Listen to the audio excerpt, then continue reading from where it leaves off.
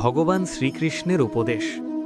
ভগবদ্গীতাতে শ্রীকৃষ্ণ বলেছিলেন, জীবনে সুখ দুঃখ আসবেই, কিন্তু যে ব্যক্তি এই দুটিকে সমানভাবে গ্রহণ করতে পারে সেই প্রকৃত জ্ঞানী।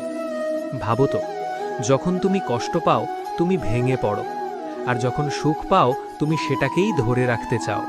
কিন্তু কৃষ্ণ বলছেন, সুখ বা দুঃখ কোনোটাই চিরস্থায়ী নয়। তাই কষ্ট এলে ভয় পেও না, এটা তোমাকে কিছু শেখাতে এসেছে। জীবনের সবচেয়ে বড় ভুল কি জানো? আমরা ফল নিয়ে বেশি চিন্তা করি, কাজ নিয়ে নয়। শ্রীকৃষ্ণ অর্জুনকে বলেছিলেন, তুমি শুধু তোমার কর্ম করো, ফলের চিন্তা করো না। অর্জুন তখন যুদ্ধ করতে ভয় পাচ্ছিল, নিজের আপনজনদের বিরুদ্ধে দাঁড়াতে পারছিল না। তখন কৃষ্ণ তাকে বুঝিয়েছিলেন, কর্মই তোমার অধিকার, ফল নয়। তুমি যদি শুধু কাজের দিকে মন দাও, তাহলে ভয় দুশ্চিন্তা সব নিজে থেকেই চলে যাবে। তোমার সবচেয়ে বড় শত্রু কে জানো? তোমার নিজের মন।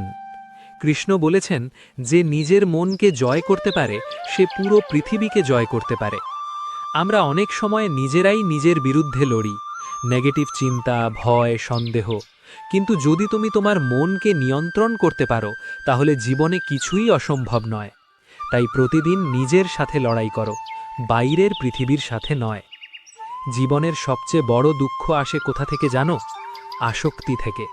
যখন তুমি কাউকে বা কিছুকে খুব বেশি ধরে রাখতে চাও, তখনই কষ্ট শুরু হয়। শ্রীকৃষ্ণ বলেছিলেন, যে ব্যক্তি আসক্তি ত্যাগ করতে পারে সেই প্রকৃত শান্তি পায়। তুমি কাউকে ভালোবাসতেই পারো, কিন্তু তাকে নিজের সম্পত্তি ভাবো না। ভালোবাসা হোক মুক্ত, বন্ধন নয়। সব কিছু হারিয়ে গেলে একটা জিনিস কখনো হারিও না, বিশ্বাস। কৃষ্ণ বলেছিলেন, যে আমাকে বিশ্বাস করে আমি তাকে কখনো একা ছেড়ে দিই না। তুমি হয়তো এখন একা অনুভব করছো, কিন্তু বিশ্বাস রাখো, তুমি একা নও। যা কিছু হচ্ছে সবই কোনো না কোনো কারণেই হচ্ছে। জীবন একটা যুদ্ধক্ষেত্র, আর তুমি সেই যোদ্ধা। যত কষ্টই আসুক, পিছিয়ে যেও না। শ্রীকৃষ্ণের এই একটি বাণী মনে রাখো, নিজের ধর্ম পালন করো, ভয়কে জয় করো, আর এগিয়ে চলো।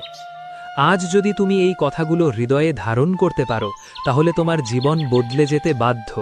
কারণ সত্যিকারের শক্তি বাইরে নয়, তোমার ভেতরেই আছে।